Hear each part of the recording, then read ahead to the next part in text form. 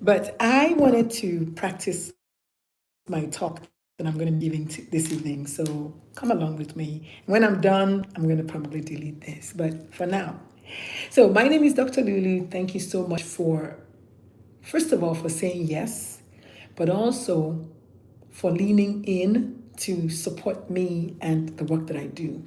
I don't take this lightly. We have 90 minutes today, and I want to, in the interest of time, first of all, give you what you paid for, but also make sure that we have enough time for you to learn as much as you can. Like literally is a small, tiny little group. So we should be, it's intimate, so we should be able to get to everybody's questions. And I want you, when you leave here, to confidently know how to affirm your next LGBT plus patient in 3 easy steps. I'm so excited. So come along, let's go. All right, so first of all, there'll be some housekeeping. Please silence your phone. The chat is open for any questions you might have. Drop your pronouns and thoughts in the chat at any time. We'll pause for official Q&A at the end, but you can type your questions in the chat. I do not want to say drop your pronouns because I'm going to drop any thoughts. That's what I'm going to say. So yeah, this is my rehearsal. So of course there's going to be some corrections. So drop any thoughts in the chat at any time. Drop your thoughts. Drop thoughts in the chat at any time. Yeah, I think I'll do this. I will. Yeah, it's supposed to take 1 minute. So drop your thoughts in the chat at any time. We will pause for official Q&A at the end. But if you have any questions, please type them in the chat. This is going to be an interactive session. I need to put that there. So we're gonna stop. We're gonna hear queer voices. We're gonna listen to your questions. Yeah, let me say that. Share your name and pronouns and one reason you came today. It's gonna be an interactive session.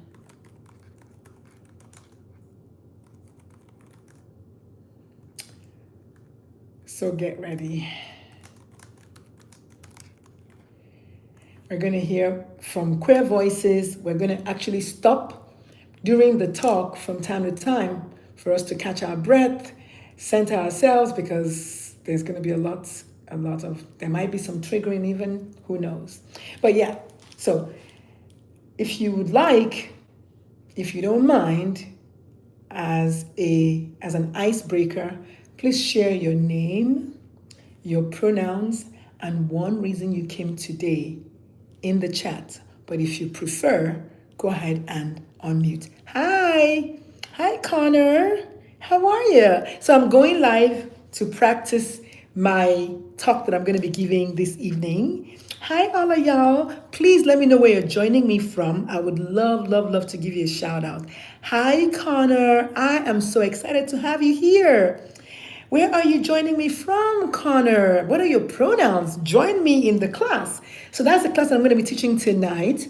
So the learning objectives are, we're going to learn why affirming care matters.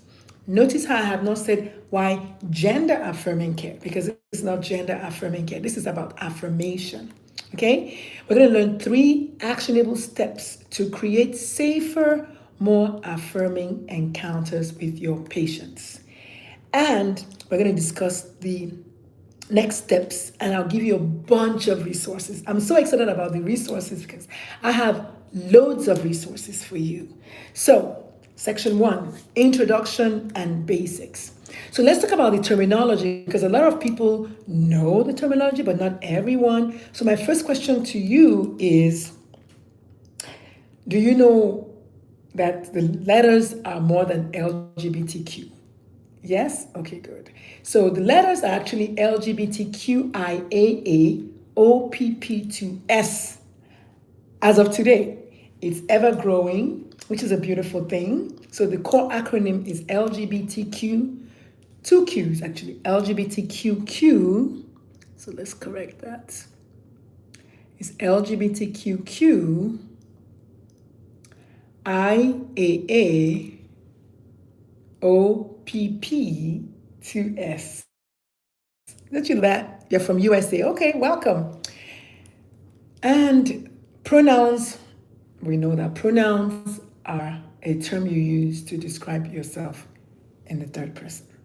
She, her for me. Cisgender is somebody whose gender identity is in alignment with the sex they were assigned at birth.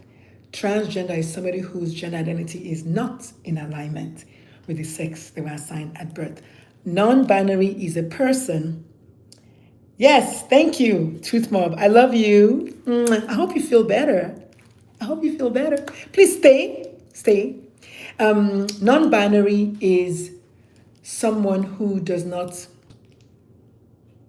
what's the best way to put this now? Does not he's neither, he or she is neither male or female, does not subscribe, that's the word I was looking. So non-binary person is someone who does not subscribe to any gender identity, or both male or female, or neither, or somewhere in between. So that's kind of the short definition. Sex is based on chromosomes. Gender is a personal thing. It's actually made up. So gender is how you see yourself.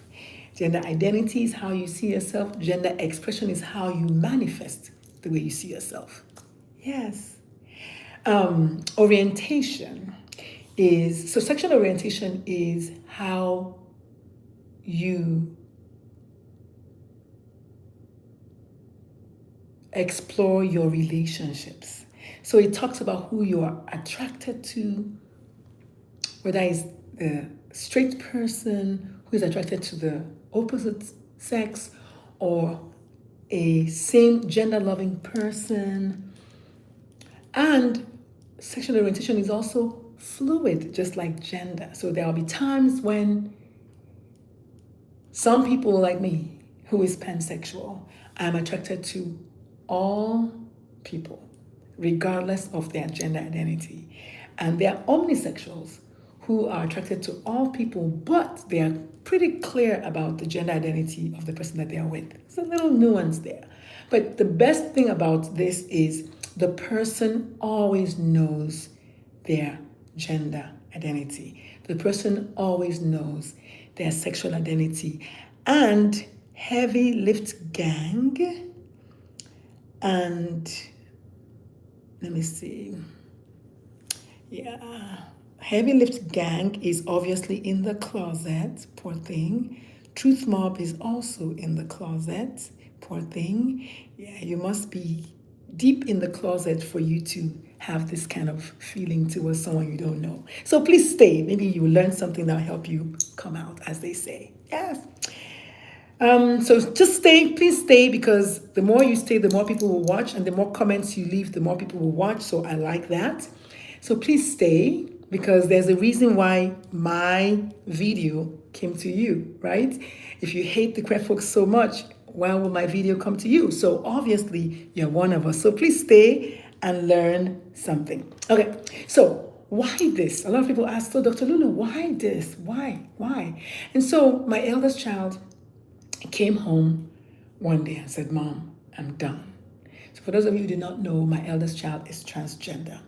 And she came home from Planned Parenthood one day and said, Mom, I'm done. I was like, done with what? She's like, I'm done being the token patient. I'm done teaching my doctors. I'm done being misgendered at the doctors. I'm done with people focusing on my genitalia when I'm there for a headache, right? So while my child was saying, I'm done, what I heard was, Mom, what are you going to do about it? So being a pediatrician, being a queer person, being their mother, I said, well, you're right. What am I going to do about it? And so the more I started thinking about it, the more I realized that medical school doesn't teach us this. Many doctors don't know what they don't know. And because they don't know what they don't know, bias is hiding in those places. Like the people in the comments, right? Bias is hiding in the places. There's a lot of bias, and bias leads to trauma. And we took an oath to first do no harm. So of course, I want to teach about what I know. Another friend of mine called Tamara is 6'7", and she's a lesbian. And so one day we were having our mastermind and she said, Doc, I hate going to my doctor. I was like, that's a very powerful thing to say. What do you mean you hate going to your doctor? That's very powerful. She's like, I hate going to my doctor because every time I go to the doctor, I've seen the same doctor for 10 years. And every time I go, they still ask me about penetrative sex, even though I've told them over and over again that I don't engage in penetrative sex. And they ask me about getting pregnant, and they ask me about my boyfriend, and ask all the wrong questions. So I want you to hear how your patients are feeling, truly how your patients are feeling. So of course that got me thinking, maybe this idea of mine is a good one, okay? Then clinicians like you, a lot of doctors tell me, Dr. Lulu, thank you so much for doing this work because I don't know what I don't know. And my biggest fear is I don't want to say the wrong thing. And so I don't say anything. They don't want to say the wrong thing, so they don't say anything. Well, again, silence. Silence is not neutral. Silence actually is erasure. When we don't say something about a patient, we're not fully seeing or treating the patient. So, and then of course the queer community. I'm a member of the queer community, so of course the queer community is also a group of people that I represent. A lot of them have voices, but they might not have access to doctors like I do. So, hello, right? So I also represent the queer people. But something happened to me at the VA about 6 weeks ago. I went to see my doctor and my VA nurse while she was doing my taking my vitals, was asking all the questions, and then she said, do you think you're gay? And I was like, wait, did you just clock me? What you talking about, Willis? Right?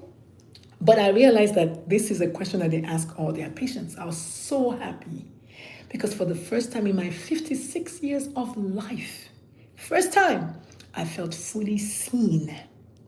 I felt fully seen. And so I made a post about it on LinkedIn and it went viral. And so I want you to know that while the nurse went about it, I could have done it a little bit differently. At least she asked. And so for the first time in my whole entire life, I felt seen at the doctor. That's what your patients are looking for. Your patients are looking for you to help them feel seen. And so we all took an oath to first do no harm.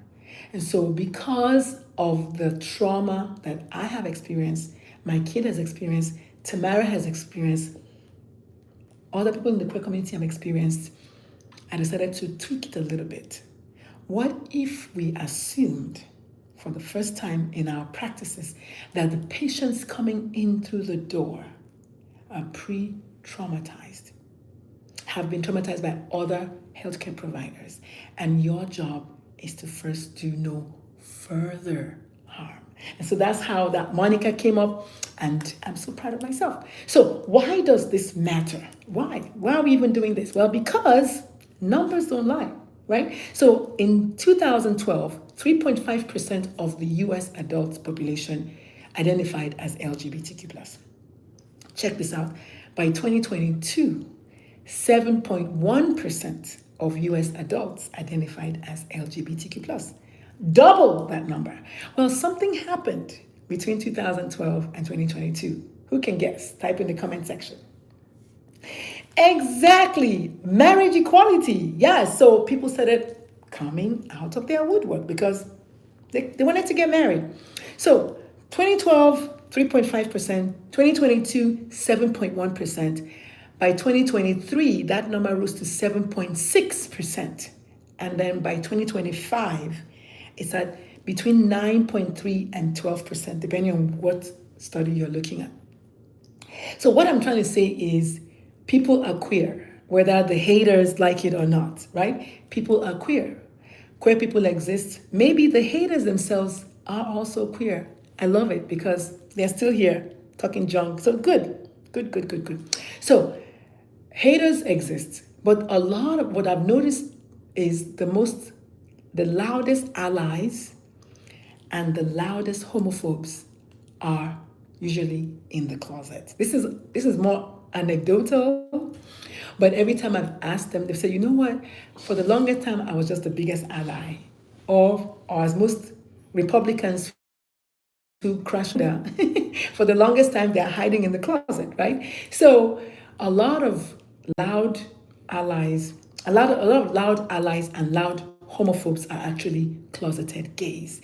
So imagine if the world was safer for people to truly raise their hand, that number will be higher. Now, that number is the average US adults.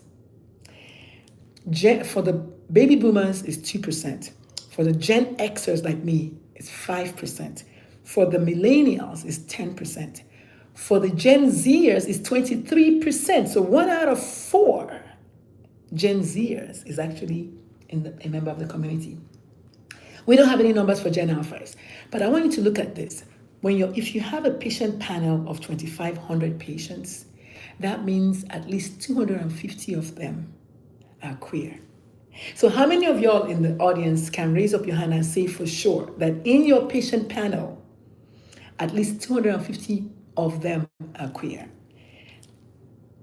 Exactly, right? No one is going to raise their hand because your patients are hiding in plain sight. So I'm so excited about this. So why does this matter? So we talked about the prevalence. We talked about the fact that your patients, many of them are hiding in the closet. They are hiding in the closet. They're hiding in plain sight. They're not going to say anything because they don't feel safe, and because there's real harm. I mean, look at the people in the comment. They don't know me, but look at they're talking junk, and they're talking to themselves because they are so filled with hate. These are people that don't know me. Imagine people that know you, right? These people don't know me and they're spewing hate to a stranger. That tells you the mindset that they have. That tells you how small their brains are. That tells you because you cannot hate someone you don't know if you love yourself, right? So they must be filled with self-hatred to hate someone that they don't know. And so real harm does occur. People get killed, people get hurt, right? People get beaten up for being who they are. But the people who are beating them up, they always end up at their deathbed confessing, or in hiding, they're having sex with the same gender, or they're doing whatever they're doing. So the truth is, when you have this much hatred for a stranger, there's something that stranger is doing that you can't do. And that's what's making you hate them. This is psychology, not Dr. Lulu, right? Also, there is opportunity for affirming care. There are people like me who teach this to doctors like you. So there are people who are relatively fearless because what's the worst you can do? Like literally, what's the worst you can do? I'm going to keep talking. And if I can't talk, somebody else will, right? Because we have enough of us who want to actually make a difference. So, and we know that affirming care improves adherence, it makes your patients come back, it makes your patient trust you, and it improves health equity. So of course, it's something that we have to do because doctors by nature want to help their patients. Enough of them don't know how to do it, and that's what I'm here for. So this slide is one of my favorite slides. We want to talk about the myths, mistakes, and misconceptions. So the first thing I want to talk about is we're not taught this in school. And when you don't know something, you end up making up your mind or making up stories about it. And with the societal bullshit that's going around in society right now, it's easy for you, even as a physician, to develop bias. Because bias is actually implicit or subconscious bias. You don't even know you have it. But bias is develops through something called heuristics, which means when you were a child, somebody was giving you information or telling you something. Your parents usually started telling you, don't go there, or those kinds of people are bad, or those kinds of people are like this, or this is like that. And as you grow up, society keeps talking about it. You begin to develop your own ideas about it. Not necessarily based on facts. That's why it's a bias, because it's not based on fact. But if that bias continues being unchecked, then we start having myths, mistakes, and misconceptions. We start having trauma, right? Because then your patient is not fully seen as they are. Okay. So type in the chat, what one myth, mistake, or misconception have y'all heard on these healthcare streets? So as you're thinking about yours, I'm going to share mine. So number one, first thing I hear doctors say is, I don't have any LGBT plus patients. Well, now we know that's a lie, right? Because we just told you 10% of your patients are LGBT plus if you're an internal medicine doctor. So if you say I don't have LGBT patients, that's actually not true because you do, but they don't feel safe enough to come out because of people like this on social media who are, you know, who don't know me, but they have the audacity or think they have the audacity to come on my live and talk junk, right? So it's harder for people to come out of the closet or, like I say, invite you into their closet because, right? They're scared.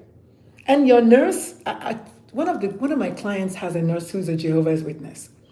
She comes for the trainings, she sits in the trainings, but she doesn't participate. So she takes pictures and other things like that because it's against her morals and her religion. But they do have LGBT plus patients. That's why they pay me a lot of money to come and do the training. So we do have LGBT plus patients. So the beautiful thing about this is once you start creating a safe space, they start coming out of their woodwork. So awareness is one thing, and then the action is another. We'll talk about that later. So another misconception or myth is I treat all my patients the same. The truth is you don't. Nobody can treat all their patients the same. If you have a 6-year-old girl and a 16-year-old girl and a 60-year-old girl, you can't treat them all the same. So no, you can't treat them all your patients the same. So when the doctors tell me, I don't have any bias or I don't need your class because I treat all my patients the same, I said, do you really? Can you really? Is it possible to treat all your patients the same? If you have a child who has a strep throat, you're not going to treat them the same way you're going to treat a child who has meningitis, right? So you can't treat all your patients the same. And then the next one is, oh, it goes against my religion. Like I just gave you an example of that nurse. It goes against my religion. What religion? Did you take an oath? um, and the beautiful thing about the oath is your oath actually protects you from politicians. Your oath is between you and your patient. When your patient is in the room, it's just you and them. So I'll show you in a minute how you can literally affirm your patient because in the room, it's just you and your patient. This next one, I'm afraid I'll mess up, is a big one. A lot of the doctors are they're afraid that they will mess up. So I get that. I truly get that. I get that they're afraid they will mess up because they don't know what they don't know. And that's why I put my hands up to help teach, right? To help with some of those sharp edges where we get stuck sometimes. Okay? Then I need to be LGBT in order to see LGBT plus patients. And that's not true. You don't have to be LGBT plus. You don't have to have measles in order to treat a patient that has measles. You don't have to be black to see a black patient. I mean, you don't have to be LGBT. But doctors truly feel that way. A lot of them feel like they have to be part of the community in order to treat us right. But you don't. The answer is you don't. You just don't. I mean, you just don't. There's no way. So so those are the myths. I just gave 5 because obviously there are a lot more, but I just gave 5 because for the interest of time. So this actually is a word cloud of the results of a poll that I did in July when I was speaking to the National Medical Association to the family practice physicians. I asked them a question. I said, what one thing do you struggle with the most when it comes to affirming your patients? What one thing? So I'm going to show y'all live. This is the word cloud. This is the result. You can see uncertainty, fear, staff bias, right? Internal biases. It's real. It's real. So this is what they said. I didn't do it, right? This is what they said. So I do believe that a lot of people are afraid. And that's okay. That's why we're here today, to learn. Okay? So, but what about you? What one thing do you struggle with when it comes to affirming your LGBT plus patients? So you can list up to 3 things in the chat. If you'd like, you can list just one thing in the interest of time. But yeah, what one thing maybe should we say do you struggle with when it comes to your affirming your patients. Okay, and it's okay to feel shy. So that was the basics. I wanted to break this into like sections. So this black slide is for us to have a conversation. So now that we finished section 1, what has come up for you in this section that maybe you didn't know? What maybe a surprise that came up for you? Maybe something you didn't know. So I'll let y'all think about that. And shouldn't live stream while you're working. Somebody has an opinion here. Captain VC has an opinion that I should not live stream when I'm working. People just like to have an opinion. People just like to have an opinion. I apologize. I'm not trying to be rude or offensive. Just wasn't taught or have a generalized. Yeah, it's okay. It's okay. Is it wrong for me to try and intervene? Yeah. Can I ask you a question? I'm white. My wife is black. She's teaching our kids when and how to say the N word. I do not like the word and don't want my kids saying it. Well, yeah. And then have a conversation with your wife. Right?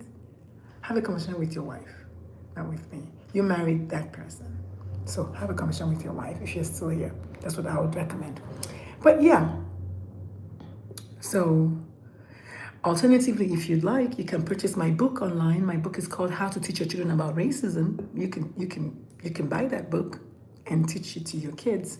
It's called How to Teach Your Children About Racism. All right. I'm going to continue. So this is what I put the black slide for the conversation. So section 2 is awareness and affirmation. Awareness and affirmation. Let me put y'all here. I want to drink my water. Section 2 is about awareness and affirmation. So awareness, hold on. Okay. So awareness is defined as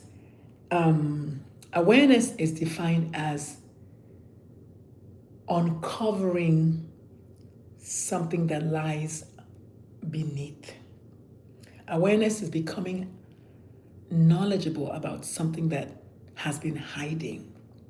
And so I came up with 5 anchors that I want doctors to understand when it comes to affirming their LGBT plus patients. 5 awareness anchors. The first one is that bias exists, and all of us have it. The sooner you accept that bias exists, that you can't see your blind spots, the better.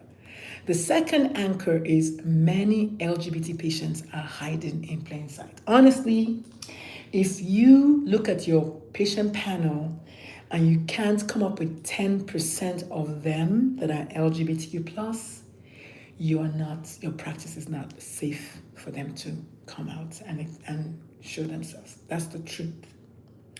Racism and other isms compound the fear that your patients have. Okay, so remember that. So that means if you have a black, queer, Muslim immigrant who is also trans, they're not going to be showing their face to you because of racism and other isms and homophobia and transphobia and xenophobia and all the things.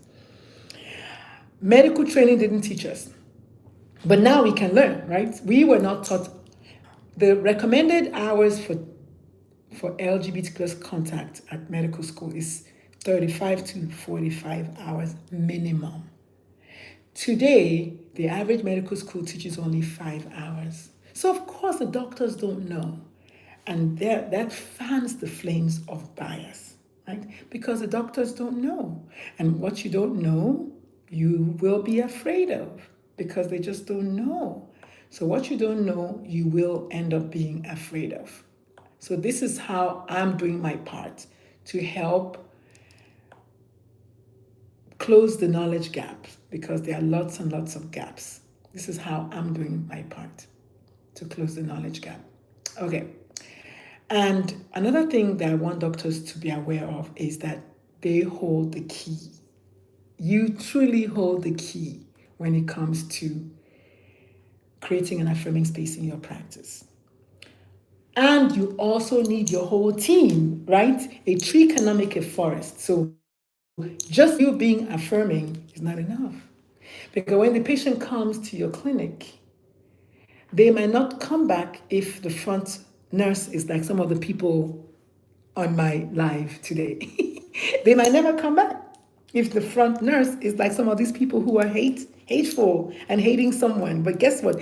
Because, see what happened? Because I showed them a mirror, the hateful comments stopped or they went away. So that's one of the ways you can handle homophobia. Like just show them a mirror. Oh, I see.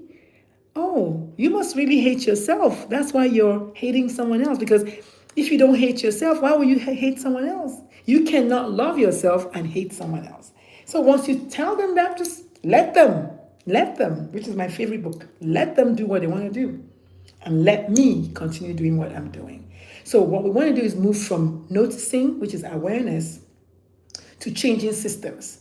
And the way to do that is awareness plus action. We're going to talk about that again in the future, I think. Awareness plus action. So awareness is not enough. You have to also act. And that's how you change systems. You can change forms, you can change your workflow, you can change how you refer, you can change the signage in your office, you can change the stats, we can use staff scripts, lots and lots of ways. But if you're not first aware, then you're not going to be able to make the changes that are required. So that's kind of what I wanted to say about that. So let's talk about bias real quickly. So bias is an unconscious lens that distorts care.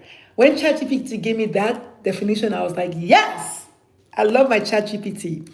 So bias is an unconscious lens that distorts care. So meaning that you don't even know you have the lens on. It's unconscious. You're not aware. But because you're seeing your patient through biased lens, the care you offer your patient is distorted. In other words, you don't see your patient fully, and so there are gaps in your care. So that increases health inequity, right? So I have a question for you all. Please type in the comment section, where did you first learn who counts as normal? So the question is where? We're talking about bias here, right? And the people what's it called? On YouTube Live, please tell me, where did you first learn about what's normal and what's not? Most people will say at home. So I say bias begins at home. And because bias begins at home, equity also begins at home. Or equity can also begin at home. And as we get older, we now start seeing bias at school, bias at work, bias at the bus stop. So you start seeing bias everywhere. So where do you see bias manifest today? Bias is everywhere. It's at school, it's at work, it's at home, it's at church, it's at the bus stop, right? And because bias is everywhere, equity must also be everywhere. So equity plus compassion is the antidote of bias. Compassion is empathy plus how can I help you? So if I feel empathy for someone, like the person in the chat, and I ask them how can I help them, I'm going from just feeling sorry for you to doing something about it. So again, awareness plus action, right? And so that's why, again, I say we must keep the first do no further harm front and center, because bias is everywhere and equity also is everywhere. Next thing we're going to talk about is affirmation. This is really what my work is about. Affirmation means I see you and you are who you say you are. I mean, that's it, right? I'm saying to you that you are who you say you are. So what affirmation is and what it isn't. Affirmation is not political. Like literally, I don't care what any politician says today. It is not political. It is patient-centered care. There's no political care. You didn't take an oath for the politicians. You took an oath for your patients. So affirmation is patient-centered care. Affirmation is not just hormones and surgery. A 4-year-old who wants to be affirmed doesn't need hormones or surgery. Now, a 40-year-old might want hormones and surgery. So again, you can't treat everybody the same, right? It's a whole person care. Affirmation is not about religion. As much as the Christians don't believe this, or the Muslims or whoever organized Abrahamic religion, affirmation is not about religion. It's about somebody's identity. It's about saying, I am who I say I am, and that should be enough for you because it's enough for me, right? It is respecting somebody's identity and their belief systems because you want me to respect you and your belief systems, right? Affirmation is not about shaming or guilt, okay? You can't shame your patient. Hello? That's not what you, doctors don't do that. It is trauma informed and culturally humble. So cultural humility and trauma informed care. That's what affirmation is. And so affirming care, therefore, is the sum total of all the things you do to make your patient feel seen, supported, validated. That's what affirming care is. It's not about giving special treatment. It's about removing harm. It's about normalizing. So let me fix that. So affirming care is the sum total of all the actions we take for our patients to feel seen, heard, believed, respected, safe, and supported. That's what affirming care is. It's not hormones and surgery. Truly is not. Hi, one person watching. Thank you for staying. And so it's about normalizing GPS, SOGI, ASK, and SAI. So we're going to get to GPS and SOGI in a minute, but they basically mean, I'll talk about that, I think, in the next slide. So we'll leave GPS out for now. SOGI is sexual orientation, gender identity. We're normalizing that in affirming care. ASK is truly awareness, creating safety, and then tossing a dose of kindness. Okay. SAI is safe, affirming, and inclusive care. So safety keeps coming up, right? If somebody doesn't feel safe, they're not going to play ball. So safety keeps coming up. So that should tell you something, right? The sum total of all the actions we take for our patients to feel seen, heard, believed, respected, safe, and supported. Okay? That's affirming care. That's affirming care. Okay? All right. It's also normalizing, talking about gender and sexuality. It's normalizing, asking people if there's been any changes. Is normalizing, kindness, affirmation, inclusion. That's affirming care, right? That's affirming care. So this is another black slide where we're going to talk about basically how you're feeling. I know we're kind of halfway through now, so I'm going to stand up and have y'all stand up. So the black slides, I put them in there on purpose so I could create these times where we'll take a break from talking and stretch a little bit, right? So I need y'all to be stretching. If you want to get some water, if you want to do something, do that. And then we'll come back. And if you have any comments, any thoughts, anything new that has come up for you since I've been speaking, please let me have it. Okay. I gotta charge my phone. Sorry, y'all. Sorry, you people on YouTube. I have to charge my phone. So I don't know how I'm gonna put this. Yeah, it's not gonna stay.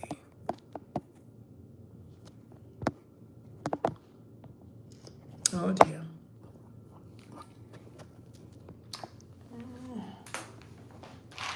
Let's see.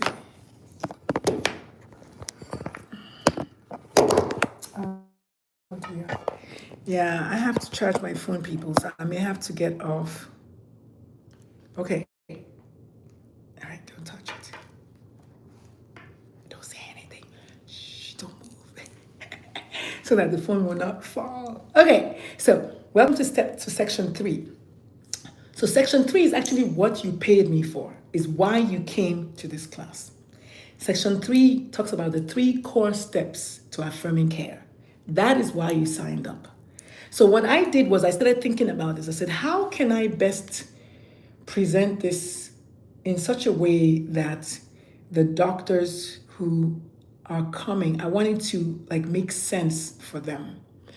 And I decided that it would be best if I created it, if I broke down the patient's journey into 3.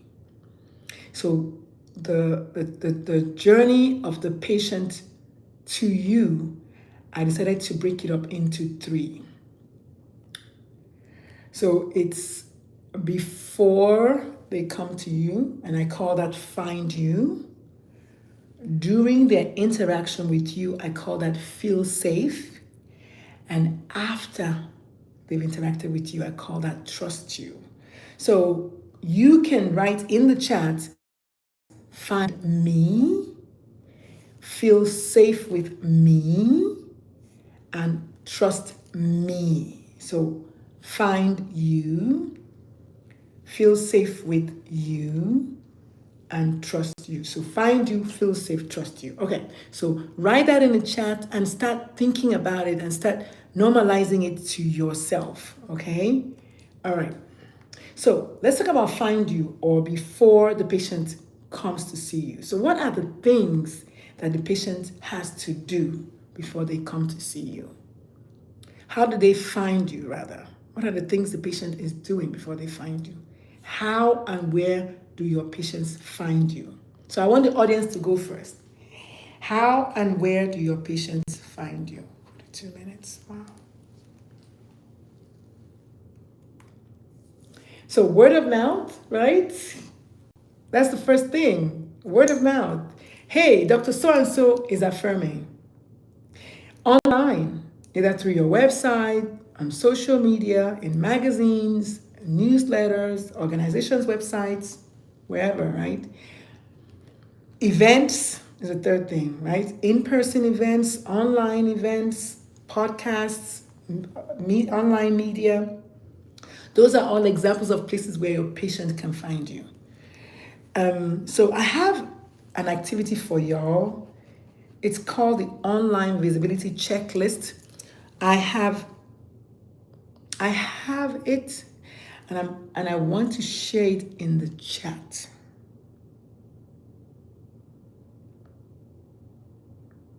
Okay. In the interest of time, I'm going to let you all do it at home. But it is part of your resources that you're going to download. It's called an Online Visibility Checklist. I want you to, you get it at the end, and you can check off to see what all you're doing and what you're not doing. Because I know if I turn this off, I have to find it.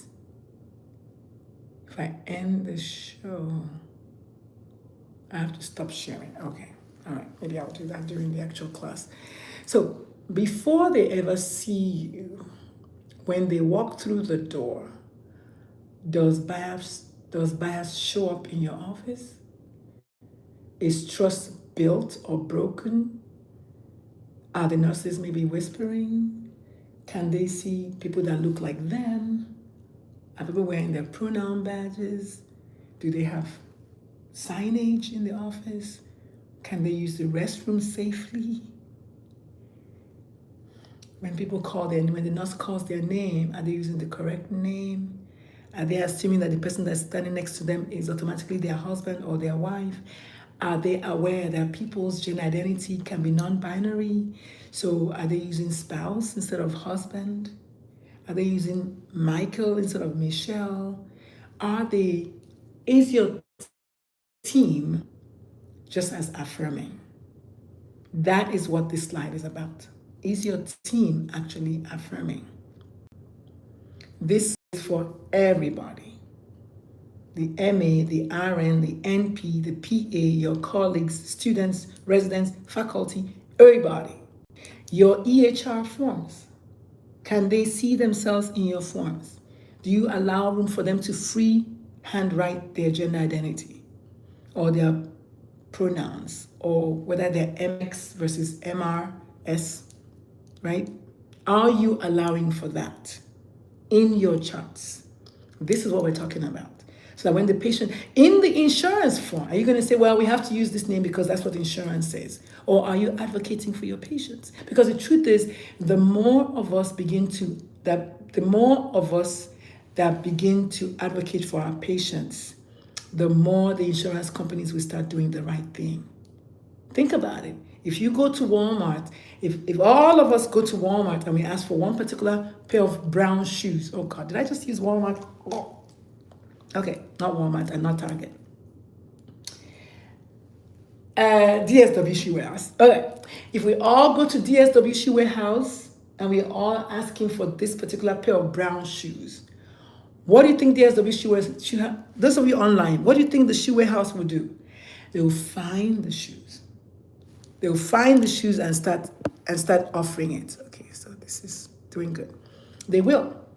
So the more of us that start putting these things in the insurance company, of course, if they're going to deny the claim, we don't want that. So you may have to find a way of having a conversation with your patient and letting them know that the insurance company might decline it and they'll be stuck with a bill. So for all intents and purposes, you have to be your patient's co-conspirator. You have to conspire with your patient to do what's right for them, right? So, yeah.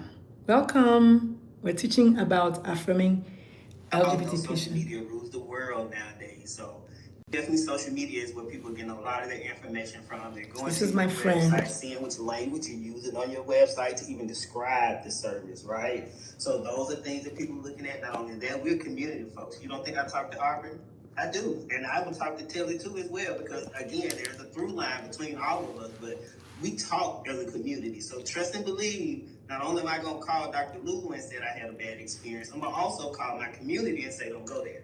And that's how we protect each other, because nobody else is protecting us in that way. So a lot of the things, a lot of the referrals come by community, come by, I don't want to say underground because it's not, it's very loud, because again, we protect each other. So, also that kind of that experience starts from the beginning. It starts from after I check your website, after I check your social media, and now I got the courage to make the call and schedule the appointment. And as Dr. Lulu said, the staff, remember I got to get to the staff, your staff, before I even get to you. Before I even get to who's going to be actually providing the care, either it's the doctor or the nurse practitioner. And I want to be honest here and say, I see a white nurse practitioner, and I've been seeing her for probably the majority of my transition. And guess what else? I also see her at conferences. I also see her on panel discussions. I also see her when I'm speaking certain places, and I look out into the audience, she's in the audience.